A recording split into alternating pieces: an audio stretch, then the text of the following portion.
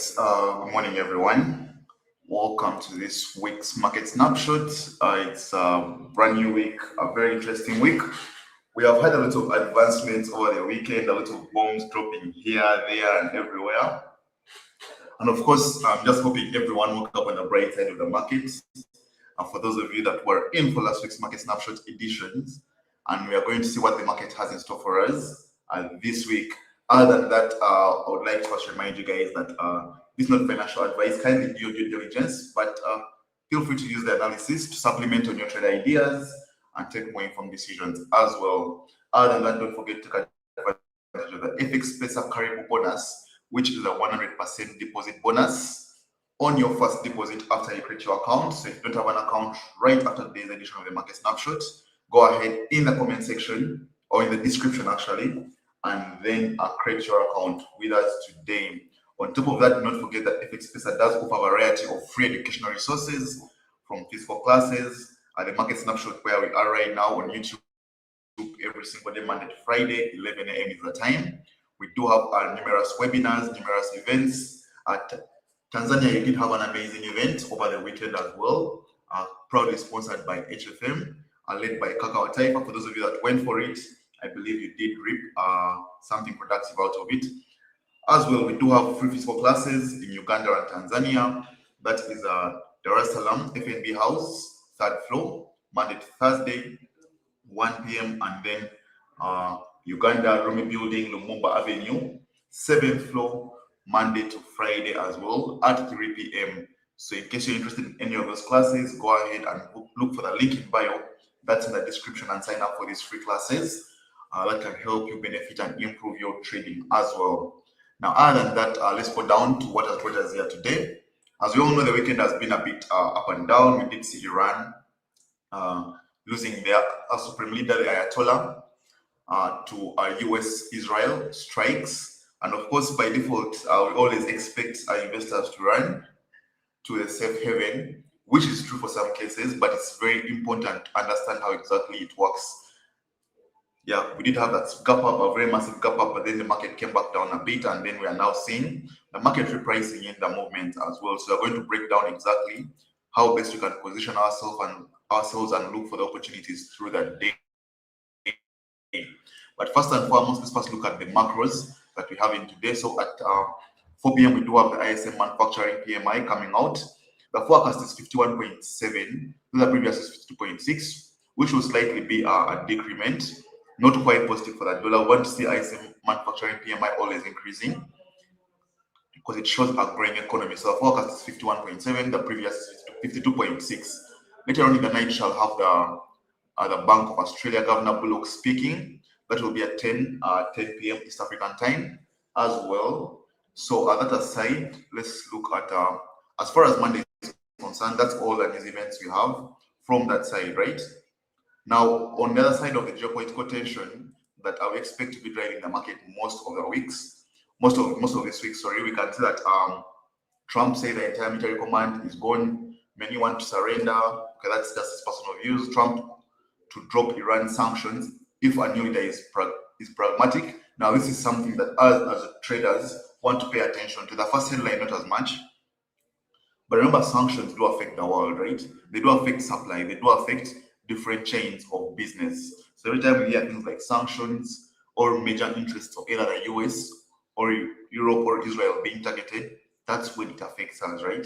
So that's something you want to pay attention to. We want to pay attention to who is the new supreme leader of Iran and what kind of views does he hold. Is he holding the same views as the Khamenei? Because if he's holding the same views, it's either going to lead to a back and forth war, and of course it's going to lead to sanctions that will be imposed on Iran as a result.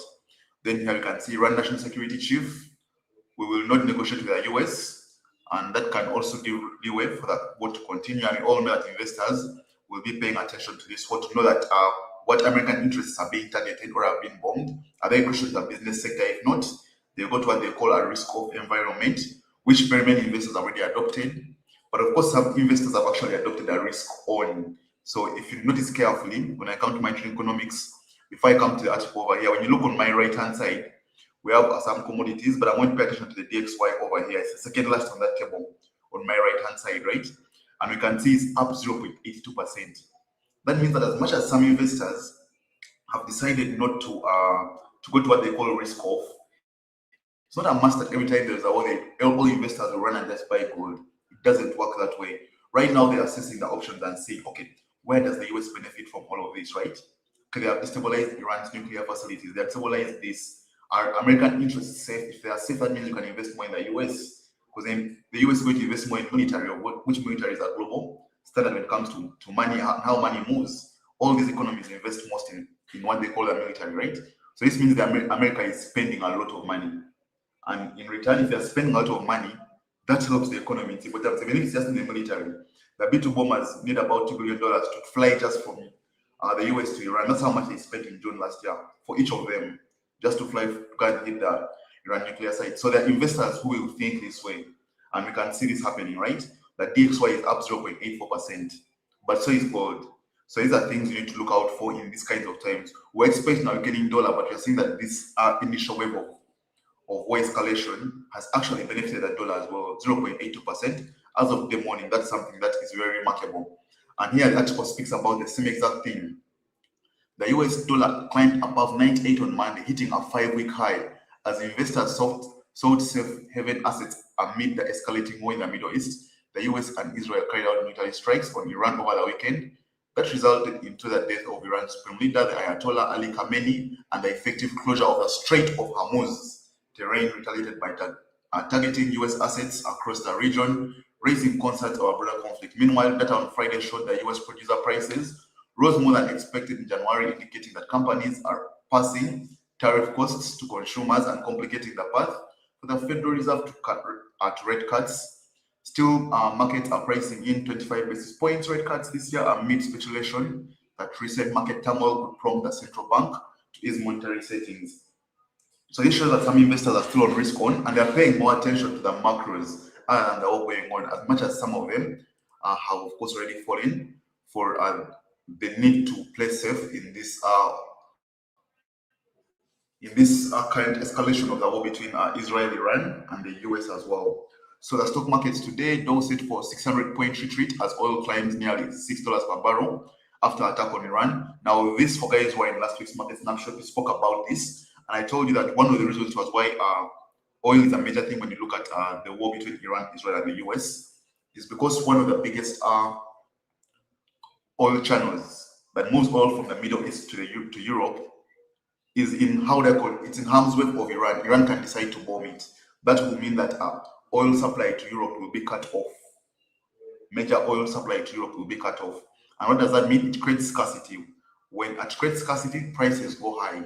So that's why you're seeing that every time we have seen escalations between Iran and the US in the past few weeks. We spoke about this last week on, I think, Wednesday.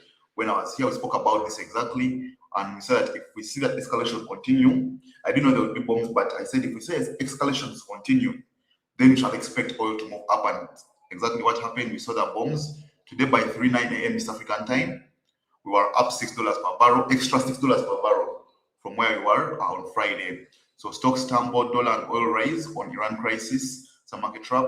Our Wall Street features slide as Middle East conflicts escalates.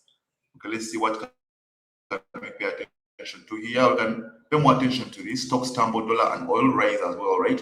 We just don't have a clear perspective of what to expect and how the investors are definitely thinking about the war. So I won't just read part of the article, read the whole article, but stocks tumbled and oil prices jumped as the eruption of war between the US and Iran rattled global markets. Gold and the dollar rose as investors piled into havens. Features for the S&P 500 climbed 1.6% as equities retreated across regions.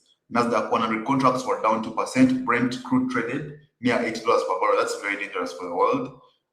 Barrel. The conflict effectively shut the Strait of Hormuz, a vital artery of Iran's coast that carries about a fifth of the world's oil and significant volumes of gas. The Strait of Hormuz, right? It had to be closed, of course, so that doesn't get bombed and all that right now. But you're seeing how important it is. It carries about a fifth of world's oil and significant volumes of gas. In Europe, gas surged as much as 25% on risks of global flows. The auto, banking, and travel sectors slumped 3% or more, sending the stock 600 1.6%. Are down from last week's record high, right? British Airways owner Air this SA dropped 13%. Of course, we saw flights all over Middle East being cancelled, Dubai, Qatar, Saudi Arabia. All of them got disrupted, and this directly affects their stock prices, and a lot of other companies, a lot of businesses as well that need logistics to happen via air. Now, that's basically an overview of what we're looking at from that side. I don't want to go so much into the macro side. I want us to come down and look at what the markets have in store for us. So let me just share my chart here in a bit. Let me share my chat in a bit. And by the way, don't forget that in case you have any queries and inquiries, put them down in the chat. Of course, on the chat, and for the guys on X, on YouTube as well, you can put them down in the chat and you can get to into them and look at if some players you'd like us to look out for, or some questions you'd like to be answered. Feel free to drop them down in the chat. Shout out to Khalil Trust TV. Good morning to you. I hope you had an amazing weekend, and I hope you're very much ready for this week. And don't forget to never have these tensions. Sometimes the market can be a bit predictable, but as well very volatile, right? As well, it could be very, very volatile. So when you're getting into these kinds of periods of time, risk management is very, very key. It's very, very key, right? So this is what we're anticipating from a bit of last week. We're only decided if price was to come to this level down we wanted to buy from. We had said we need price to break below this trend line. But again, we had spoken about a level to have to break. Usually when I do my trend lines, I need to have either support or resistance that I'll need price to break below. So we had this low here, then we had that trend line. But the idea was that if price breaks below this level here, we'll tend to see it now push to the upside, below that trend line and below this support level here. Then we push to the upside. But you can start instead from having positive data to having all data that supports the dollar growth to having the whole weekend saga. We see that the dollar index itself has just pushed to the upside. In simple terms, what this means that some investors are looking at the dollar actually as a safe haven. I don't know if you get what I mean, but some investors are using the dollar, looking at the dollar as a safe haven. Now, I know there's been some bit of crumb work. I don't know it's with everyone, but I've met a couple of people who have this bit of crumb work, and they think of gold as the only safe haven. But you see, gold is not the only safe haven. We have what they call currencies. A currency can become a safe haven based on the economic situation in that country. We have seen for a long period of time pairs like currencies like the NZD and Australian dollar being safe havens, global safe havens. Why? Because the Australian dollar is heavily backed by gold mining, and gold is one of the most demanded for commodities. Then we see New Zealand largely having, how would I call it, benefiting or exporting what you call livestock products, things like wool, no ships, ship give us wool. We all wear clothes. At some point, they're going to use that wool from the ship and all that thing for textile. Is it textile? It's not textile, I think. It's clothing and fashion, fur and all that stuff, making blankets, making stockings and stuff like that. So you find that the New Zealand dollar becomes our major safe haven currency. In the past 2 months, we saw the JPY because of having some good policies that are going, all good policies that are playing out for them, or for Takaichi. We saw the JPY becoming a safe haven as well for about 3 weeks, just being a safe haven to investors. And right now, based on what you can see, some investors have decided to take gold, the dollar itself, or the DXY as a safe haven. So we are seeing this push to the upside. So as you can see, we had a strong resistance around this level here, and we have been able to break above that level there. So right now, with the kind of dollar strength we are seeing, you don't want to really fight this kind of movement. So you would like to expect the strength of the dollar to continue a bit more, unless, and this is very important, unless we see some major American interests or American foreign interests in countries like Dubai, Bahrain, I think, and Saudi Arabia being targeted by Iran in the current conflict. Unless we see something like that happen, that's when we shall then expect the dollar to start losing out. But before we see any of that happen, so far no major interest or major kind of, how do I call it? No major foreign interest of the US has been struck in any of the neighboring countries in the Middle East. They have just hit some bases, but there has been no major damage, only 3 deaths, a couple of injuries, but no major asset of theirs has been damaged, which doesn't cause investors to panic, those investing in the dollar index. So expect a very bullish dollar, at least for today.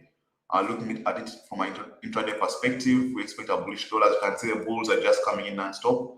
Even on a 15-minute time frame, this is how crazy it is. So expecting a strong dollar. That means when you cut across to different currencies that are related to the dollar, apart from gold, we want to look for either buying the dollar on pairs like buying the dollar on USD JPY USD card, selling the dollar on pairs like Euro USD. Sorry, buying the dollar, buying USD JPY, buying USD card, selling Euro USD, GBP USD, and ZD USD.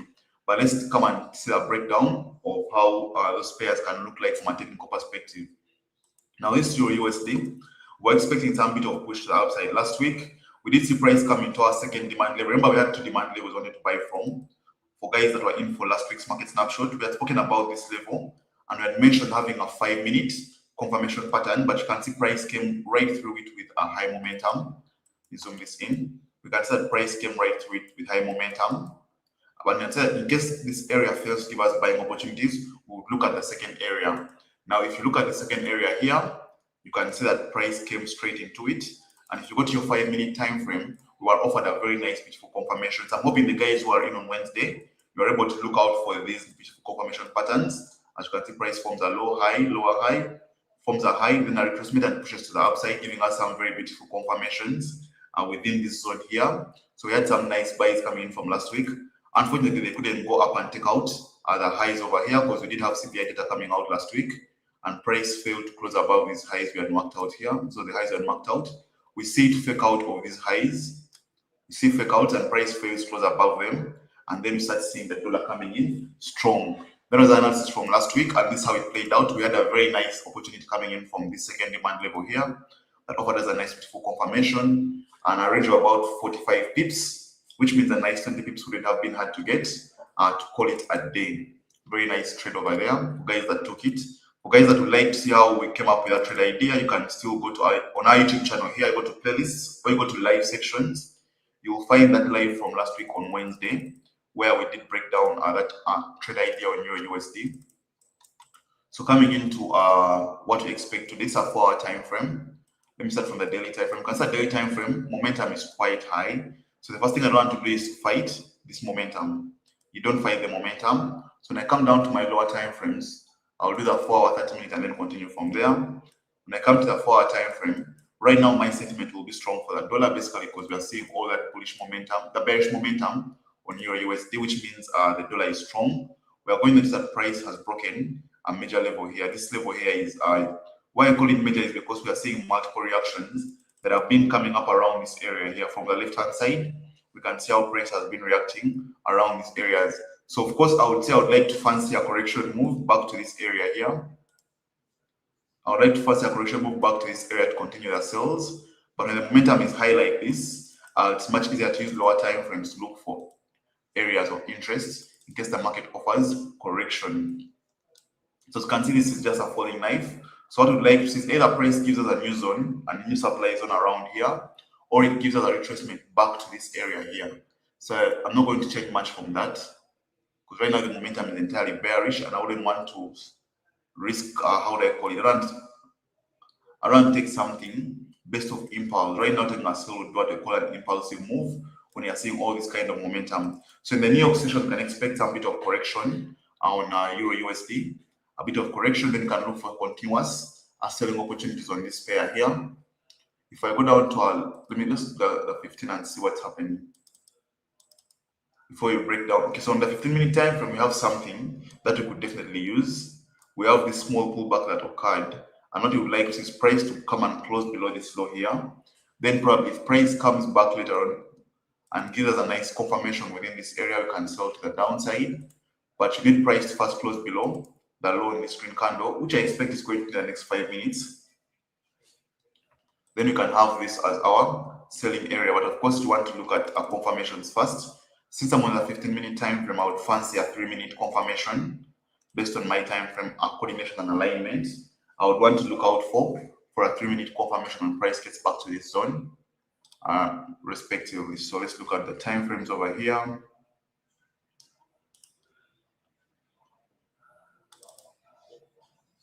So you can see it's even a nice supply level here on a 3-minute time frame, right? But I'll still want a confirmation on the 3-minute time frame to be precise with that. So looking at this Euro USD, I'm not going to fight the momentum. I don't advise to fight the momentum. That's always very tricky. But I want to just tell you guys, just watch out for what's happening on that global scale, especially with Iran and Israel. I will run Israel and the US. Because anytime Iran can decide to bomb a major US foreign interest, and that will change the narrative for that dollar particularly. Right now we are seeing a strong dollar, but anything can happen any single time. So you want to be on your tenterhooks when you're looking at these pairs. Now that's a Euro USD. Lugaizi says USD JPY as well and JP USD. So I'm going to go JP USD because it does correlate with Euro USD and also correlates with the dollar. So back again, we had a very similar perspective with Euro USD from last week on Wednesday, and we had this level here that price beautifully came to and gave us these buy opportunities. Failed to get to the supply level because of course the CPI data came out differently, but it still sold from another supply level here on a 1 hour time frame. Sorry, that you can see. We just didn't get to mark that out because we're looking at a major like a 4 hour time frame. We're looking at this, but then we can see that price came in still to another supply level and it sold to the downside with a very beautiful confirmation here to give us those sells. But then we had the nice buys in here, where the nice buys that came in give us a number of pips. So you can see how many pips we have from this zone. These are about 98 pips. So usually I'll cut the number in half and be like, you know what? You couldn't have failed to get 45 pips out of that 90 pip move, right? You couldn't have failed to get at least 45 pips out of a 95 pip move. So whenever I have a range, I'm going to target more at getting half of them. Why? I'll give the other half to the idea of confirmation. I'll give the other half the idea of confirmation. And I feel it gives me a lot of peace to wait for confirmations that way there, because I'm not trying to price in all the 90 pips. If they come in well and good, but I'm focusing more on the 45 pips at the end of the day. So when they come into this, still on the daily, we are going to see a similar pattern with Euro USD, strongly bearish JP USD, or a strong dollar against the pound yen, right? Or a strong dollar against the pound yen. So I'm not going to want to fight the momentum once again. We're seeing a strong dollar as of the morning. So I'm not going to go again. The same idea as I was using earlier on. We would love price to push back up here, but you can't force the market to do so. So I'm going to put the 30 minute directly. On the 30 minute this side, we do have a beautiful zone already formed. We do have a beautiful zone already formed, and this is a zone, right?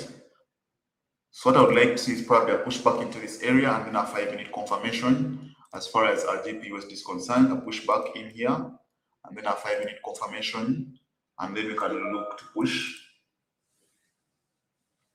Then we can look to push that pair a bit lower. That would be a very nice thing to see. Of course, we like price to come back all the way down this side, but I'm going to fancy first this area to look for some intraday opportunities because the most recent area price has formed at the end of the day.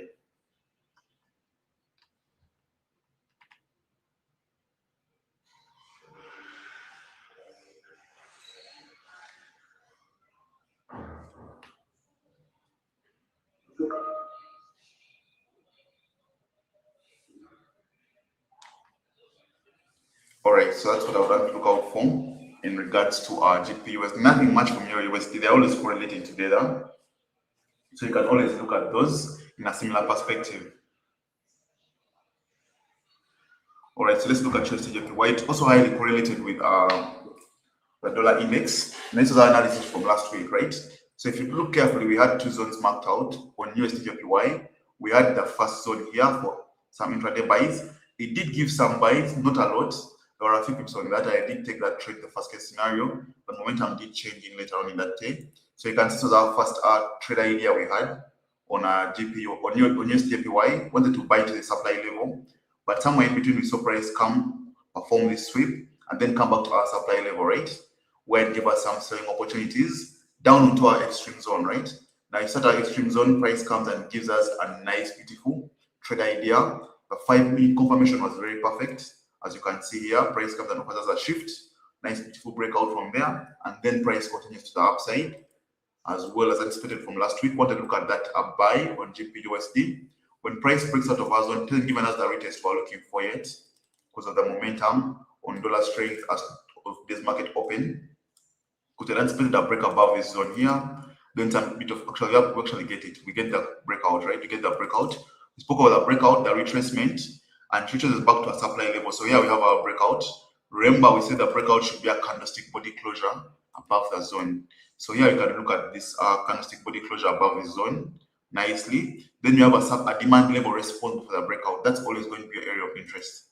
The demand level response for the breakout, which will be a nice a beautiful demand level. For the guys that have been into the classes, both physical and online, the ones we do, you understand that we call this a type 2 demand level. It's a high probability demand level. And when it's perfectly aligning with the analysis, you're always going to get a nice, beautiful trade opportunity. Now, it also offers a very beautiful confirmation, a shift pattern, nice correction, and a push to the upside. This as of today morning, a nice beautiful push to the upside. The range is a very nice range, 91 pips as well. So 45 pips wouldn't have been a problem in this case scenario. So actually, this also plays out beautifully and a very nice way. So you can start on USD JPY. This first one didn't have much success because price comes to sweep. But just in case you had let's say a 20 pip stop loss, you would have been safe on this, and price comes to supply level before it actually sells back to our demand and gives us those nice beautiful buys to the upside. So that's as of last week on Wednesday's analysis. So let's look at what we can expect in this week's USD JPY. Of course, we are going to remain bullish on this. We did see the yen weakening before last week. The week before last week, we saw our yen weakening. We had some bad data that came out for the current government in Japan. So we saw them weakening the other week, and we're now deciding to price in this whole push back up. And we're expecting price to come and take out all these highs, definitely create a new high on USD JPY. So when I come and look at what's happening, and just like we did last Wednesday, since that on a daily time frame, we want to focus more on the most recent price action. And what do we notice? Low, high, higher low, higher high, higher low, higher high, higher low, higher high, right? So of course you'd expect price sometime in the future come back down from a higher low, but it's not a must that price must do it because it's just doing as a breakout. No. So what you're going to do, we're going to focus more on looking at the continuation from where price is until we see the low time frames signaling that, you know what, now it's going for a correction move and give us a retracement. So right now what you can see is we have a breakout at this point on the 4-hour time frame.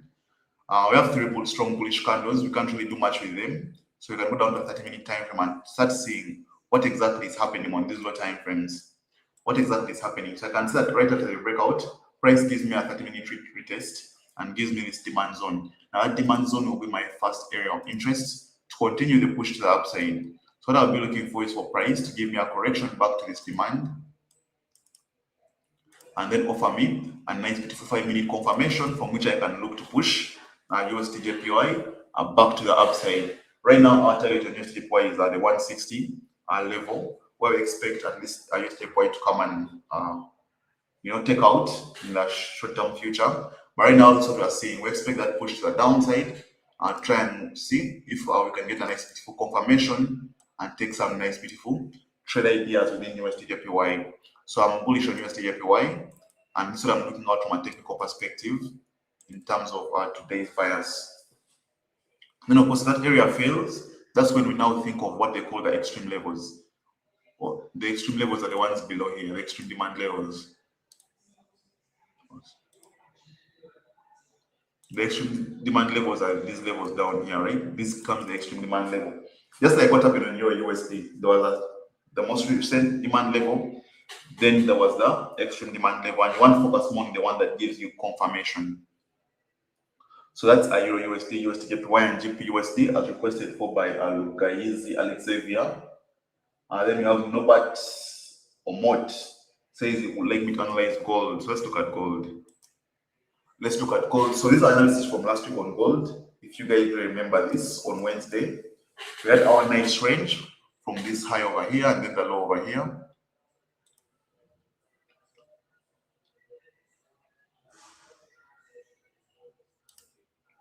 So we had our range from this point. I'm trying to mark it out.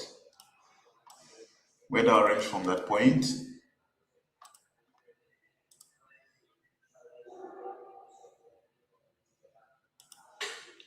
And then this low here. And remember carefully, we say that I would like price to come down at least below 50% of this level here. And so we have a black line right in the middle, right? Want the price to come below, look for an area of interest where it will offer us a confirmation. Now you can see the first level we had here didn't give us any confirmation of a sort, because we had said here buy upon M5 or 5-minute confirmation. Now we didn't get the 5-minute confirmation we're looking for, so price comes back lower to another area of interest from which was able to give us that shift to the upside, a correction, and then to continue pushing to the upside. Now here we had said buy after a break above and confirmation on retracement. So what do we see here? Price comes as a very strong resistance, breaks above, we see the retest, right? But the retest needs to have a confirmation. The retest needs to have a confirmation. So what do we see? Price comes down, retests our zone, comes, gives me this breakout, and then gives me the retracement to a demand level, which was a very beautiful confirmation. And this was a very amazing trade on gold. I don't know about you guys, but right now it's about 2,000 pips up. Right now it's about 2,000 pips up. It's a trade I'm actually enjoying a lot. I just luckily enough I wasn't there during this push down, but I'm enjoying this trade a lot because I'm actively in the trade as well from last week on Friday. But as you can see that still pushing to the upside. So that's from last week's analysis. Let's dive down to this analysis, right? Remember I mentioned that you're looking for all these buys to come and take out the whole previous highs. Now I don't know about you guys, but me, my projection is gold hitting 6,000 by the end of March. March may be even too much, but 6,000 is the target, definitely. 6,000 is the target. Would I love to hold a trade from where we are to from where I entered it from on Friday to 6,000? I would very much love so, but you guys, swing trading is hectic. I don't know about you guys, but swing trading is hectic. I do swing, but it takes a lot of how would I call it? It takes a lot of psychological and actually emotional intelligence to hold a trade for 1 week, 2 weeks, see it at 500 pips, then see it come back to your entry. It can take a toll on you. So looking at the 4-hour time frame, looking at our 4-hour time frame, we do have our most recent breakout in a 4-hour. Of course, after that gap up in the morning, we saw that next candle being bearish. Of course, the market needs to reprice for more buyers to come into the market because the sentiment is not really that hard to predict right now. It's not that hard to understand. We all know gold is going to be a hot spot. It's going to be the hot tech for the investors right now. It's their hot cake, so they're all running to it. The challenge for us retailers is that we care more about where do we enter, how precise is my entry, how big is my stop loss, how small is my stop loss, of which institutions don't really mind the drawdowns. They'll do risk management and know that, okay, we're risking this much, let's let it run. But now for as a retail trader, you need to see what's happening in the market. And then the aggressive buyers and sellers, they need to get fair prices. So they can always run these manipulations. They'll run the pullbacks to areas of high interest for them. And then they can continue pumping it from there. So when you look at the 4-hour time frame, price was a push back up. Then we are getting currently a breakout on the current 4-hour candle. So we'd like to see a correction to the downside. Most definitely in the NY session, that would be something nice to look out for. But in case price retraces back, we do have our first zone, which would be this demand level here, right before the breakout. Would be a very nice level to look for buying opportunities. Still take up a 5-minute confirmation. Supplement your whole bias and trade idea, then look for those buys to the upside. This is the first area I'm going to look out for. Now, why I'm not going to look for a second area before this correction move is because I think last week we saw this happening, and about 2 weeks before last week we saw this happening. Whenever gold leaves a gap up, I tend to want to come and fill it up. I mean, there are very many that hasn't filled up, but I was speaking about Feb particularly. Feb where two gap ups that the market took about 3-4 days to come and fill up. But eventually, at the first one was about 3 days, it comes and fills up, then continues aggressively. The second one was last week, I think on Monday, where the gap up then gold. Before it went anywhere, it first came back to fill up that gap there, and then it gave us a very aggressive push to the upside. So this was the gap, you can see it, right? We had this gap here. Then a price came back to fill it very aggressively before it actually continued to the upside. So let's be very careful with the gaps. But they also act as areas of interest in different concepts. They also act as areas of interest, so you can look them up, see how they can be traded as well. So as far as gold is concerned, I'm going to look at our price coming back to this 30-minute zone I've marked out. Then I'll look for a 5-minute confirmation. No confirmation, no trade, always. So that I'll be looking out for, particularly in that case scenario.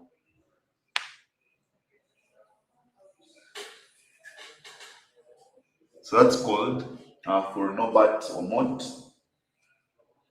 I've seen a number, and then also for we tell our story. Our story says US oil, right? We shall come to US oil in a bit. I have some requests for NZD USD, dollar related pairs, NZD USD. Where is this? So it's NZD USD. We looked at some buys from last week. As I told you here as well, we did an extreme level buy. I was explaining what these extreme zones or levels actually mean a few minutes back, but we saw the same pattern playing out on NZD-USD. There was a zone right above this, but price came back into the second zone, gave us that push to the upside as anticipated. Then, of course, we see price moving about 47 pips, which means a fair 20 pips wouldn't have been so bad for you to capitalize on. So right now, when you look at this, price has taken out this low. Let me first clear out this chart.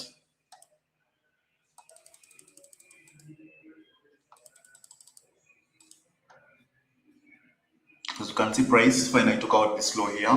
It was a strong low, as you can see, based on the reactions. The market has been forming around it, sorry. Based on the directions the market has been forming around this zone, you can notice that it's a strong, it was a strong support level, now it's a resistance level. Of course, price tries to attempt a small retest in between that, then pushes lower.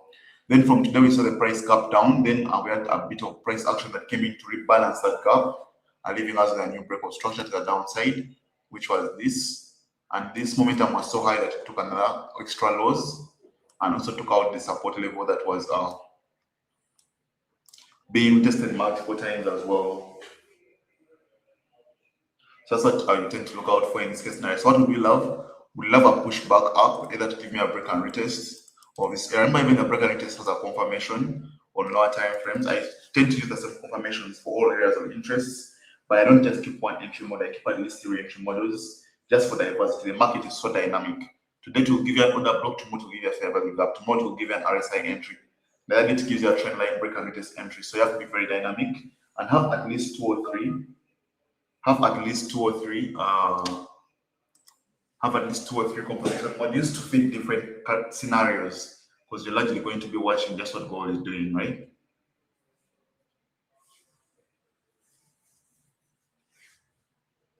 So that's basically what you want to watch out for on NZD-USD, but still we can see a pushback up slightly higher into this zone. There is so much imbalance here and the gap is quite big. I don't really want to see it come so much into that area. Probably goes to the extreme level. Here is where I would now fancy taking more sells. Provided the fundamental perspective or the sentiment of the investors remains the same as it is right now, that would be the area I would like to take in my sell opportunities. So that's what I'm looking out for in NZD-USD.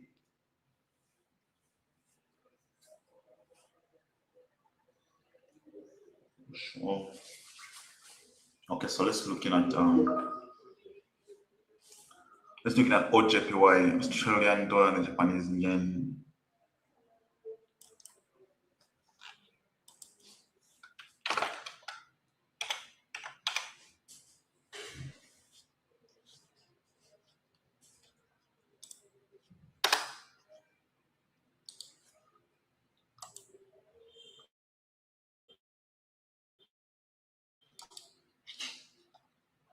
Now, for the guys out there who are actively trading, but you get a bit of issues, let's say with timing and tap us on the chat all the time, you can always take advantage of different materials offered to you by FXPesa.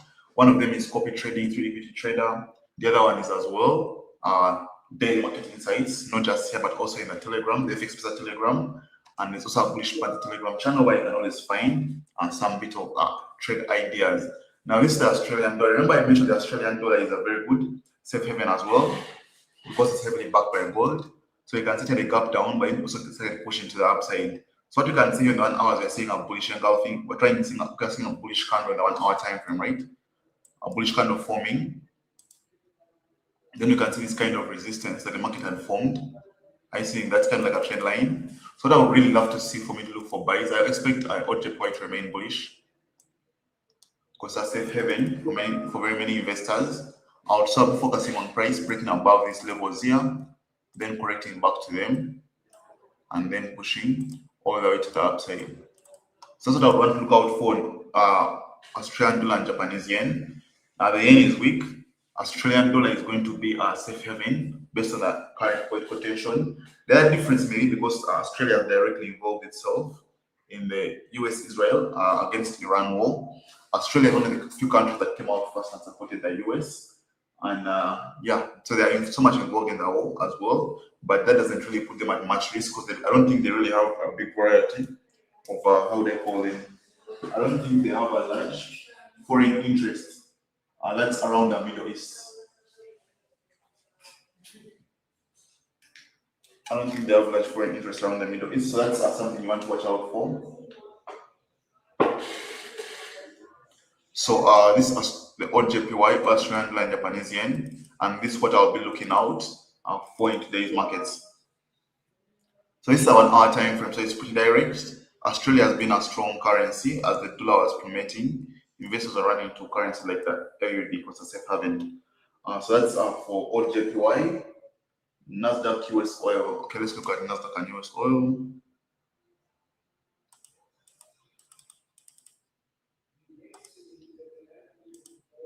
So you saw that stocks also are kind of plummeting a little bit. This is the NASDAQ index, not the currency. This is the NASDAQ index. That's the NASDAQ, how do I call it? The NASDAQ stock. Let's look for it 100 low.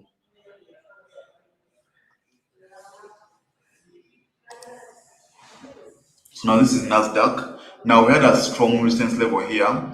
We are seeing price give us the break above. Did we have a 30-minute retest on this? So we had a, how do I call it? This would be a tricky retest to do, but you have a very, very slight small retest on that level there. Very, very small retest on that level. So price comes, breaks above. Retests it with multiple wicks, as you can see. I don't know, let me zoom this in. It retests our new support level with multiple wicks, as you can see here. When I go on a lower time frame, you're able to see this. But the momentum, of course, was high for someone to take up a confirmation or to take up a sensible confirmation. So you can see that the retest was there. It was actually a confirmation, nice. I didn't really look at NASDAQ last week after analyzing it. But when you can see price comes, breaks above, retests, then it gives us that nice shift pattern from there. Nice shift pattern, correction, all the way to the upside. And that was a very nice area to take confirmation from for guys that trade NASDAQ. But of course, price failed to take out the previous highs, which was on the left-hand side, to go to all the way to the upside. So what happens? Price comes in aggressively, sells, retests our new same level still, retests it, and starts selling to the downside. So right now we are seeing what we're seeing is a weakening. NAS 100, as you can see, we have been able to break out of this level here.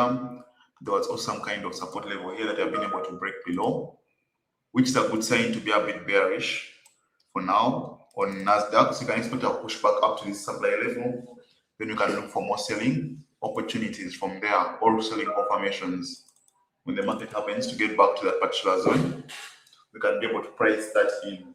So let's now look at US oil. We shall end with US oil. Call it a day. Let's look at US oil.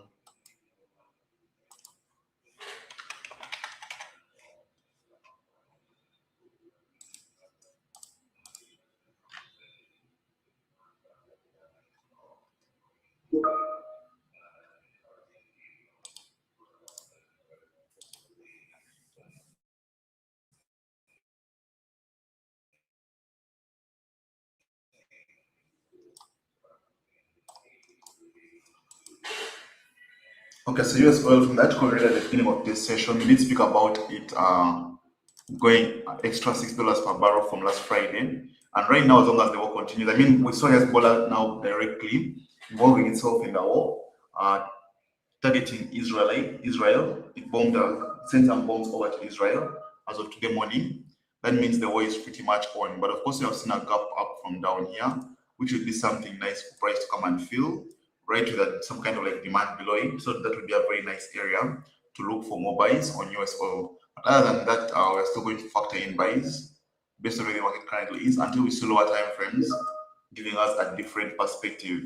So what you can see from here is that price had this kind of not so much momentum, but was pushing to the upside. We had a breakout. So right now you can see a correction move coming in. So like the correction move coming and give us a shift pattern. How do I call it? Give us a shift pattern upon the retracement, right? We'd like to see it. Where is this? We've seen that breakout. We'd like to see a correction move and then give us a shift pattern back into that breakout zone. So it's our breakout zone, as you can see. That's our breakout zone. When you look into this zone, you're going to see a number of areas that are kind of like not mitigated. That means there are good areas to look for buying opportunities. This has been tapped into. We have this one right over here.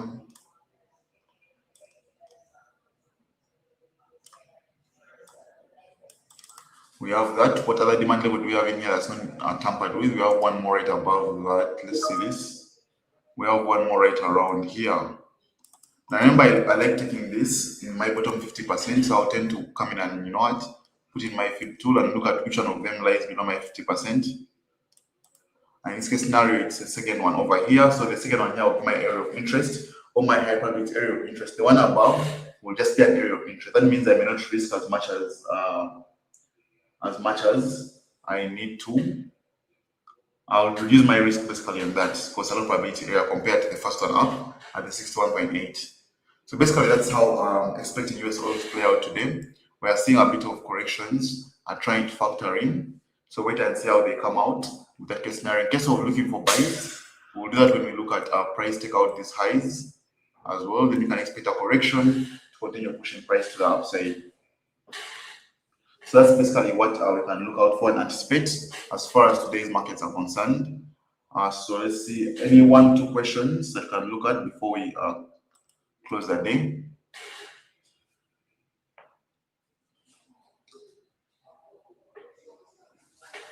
Hello, Serico, Kasha. Hello, Retail Stories, Serico. Hi, Robert. Hi, Norbert. Hi, Maureen. Thanks for tuning in as well. My account got deactivated. How do I recover it? Your account got deactivated. Okay, I don't think we don't deactivate accounts. If it's your FXPesa account, kindly do what? Kindly send an email to support@fxpesa.com, and they will help you out in case you have issues with your account, particularly. So basically, that's it. So other than that, I think I can call it a day. We'll be able to watch what transpires through the day. We shall come back, of course, and review our analysis on our TikTok wrap up. That's on every Friday, 3 p.m. Don't forget to sign up for the classes we offer on our physical locations in Uganda and Tanzania. You can sign up for them with a link in your description. And don't forget, every time you create a new account with FXPesa, you're assigned an account manager who will reach out to you, answer all your questions, and also let you know about our different classes that we have available in our different locations. So other than that, I would like to wish you guys an amazing week, a bullish week. Kindly stay safe and apply proper risk management. So until next time, we meet again.